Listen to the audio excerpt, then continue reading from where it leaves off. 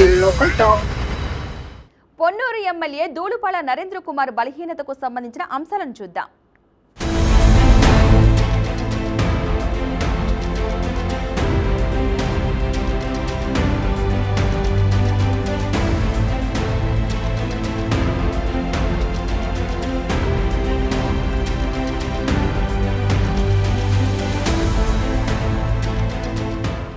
మిల్లులు, రైతాంగ సమస్యలు. నియోజకవర్గ పరిధిలోని మామిళ్లపల్లి తదితర ప్రాంతాల్లో మొక్కజొన్న కొనుగోళ్లకు సంబంధించి ఇటీవల పెద్ద ఎత్తున వివాదాలు తలెత్తాయి. మద్దతు ధర, సకాలంలో కొనుగోలు జరగకపోవడం వంటి అంశాలపై ప్రతిపక్ష వైఎస్ఆర్ కాంగ్రెస్ పార్టీ నాయకుడు అంబటి మురళీకృష్ణ ఆధ్వర్యంలో మహిళలు, రైతులు రోడ్లపైకి వచ్చి నిరసనలు చేపట్టి ఎమ్మెల్యేకు వ్యతిరేకంగా నినాదాలు చేశారు. పండించిన పంట కొనుగోలు అంశంలో ఎమ్మెల్యే నిర్లక్ష్యంగా వ్యవహరిస్తున్నారని రైతులు మండిపడ్డారు. కాపు సామాజిక వర్గం దూరం కావడం. పొన్నూరు నియోజకవర్గంలో గణనీయమైన సంఖ్యలో ఉన్న కాపు సామాజిక వర్గానికి రాజకీయంగా, స్థానికంగా అన్యాయం జరుగుతోందనే ప్రచారం బలపడుతోంది. ప్రతిపక్షాలు ఈ అంశాన్ని విస్తృతంగా ప్రజల్లోకి తీసుకువెళ్లడం దూళుపాల నరేంద్రకు కొంత ప్రతికూలతను తెచ్చిపెడుతోంది. మౌలిక వసతుల కల్పనలో ఆలస్యం. చేబ్రోలు వద్ద కొమ్మమూరు కెనాల్పై బ్రిడ్జి నిర్మాణం పూర్తి కాకపోవడం, అంతర్గత రహదారుల దుస్థితి వంటివి స్థానిక ఓటర్లలో అసంతృప్తిని పెంచుతున్నాయి. ఎన్నికల సమయంలో ఇచ్చిన హామీల మేరకు అన్ని గ్రామాలకు త్రాగునీరు, సాగునీరు పూర్తి స్థాయిలో అందించడంలో క్షేత్రస్థాయిలో ఇంకా ఆశించిన ఫలితాలు కనిపించడం లేదనే మిశ్రమ స్పందన ప్రజల నుండి వస్తోంది. ప్రతిపక్షాల దూకుడు, అవినీతి ఆరోపణలు.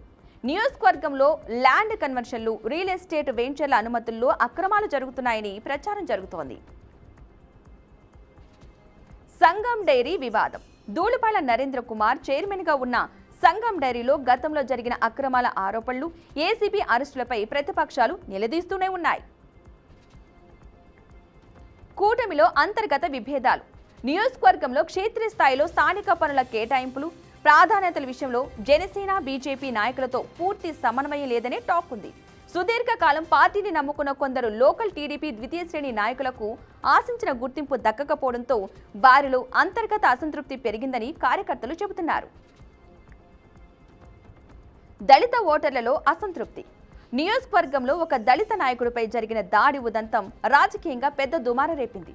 ఈ దాడి వెనుక ఎమ్మెల్యే దూళుపాల నరేంద్ర కుమారే ప్రధాన సూత్రధారి అని సీసీటీవీ ఫుటేజ్ చూపిస్తూ ప్రతిపక్ష నేతలు ఆరోపిస్తున్నారు.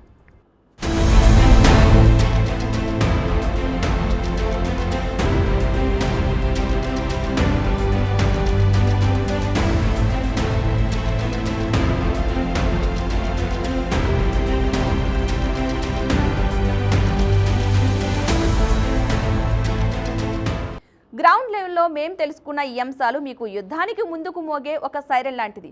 ఎప్పటికైనా వచ్చే ఎన్నికల వరకు మీకు ప్రతికూలంగా మారిన అంశాలను సరిచేసుకుని ప్రజలకు ఇచ్చిన హామీలపై దృష్టి పెట్టండి. లేదంటే మీ పొలిటికల్ ఫ్యూచర్కు బ్రేకులు పడే ఛాన్స్ కూడా ఉంటుంది. కాబట్టి ఎప్పటికైనా ఎమ్మెల్యేగా గెలిచినందుకు ప్రజల కోసం పనిచేస్తారని ఆశిస్తున్నాం. తెలుగు రాష్ట్రాల్లో మరికొన్ని నియోజకవర్గాల్లో ఎమ్మెల్యేల పనితీరుపై మరో ఎపిసోడ్లో కలుద్దాం. చూస్తూనే ఉండండి బీఆర్కే న్యూస్, తెలుగుడి సత్తా.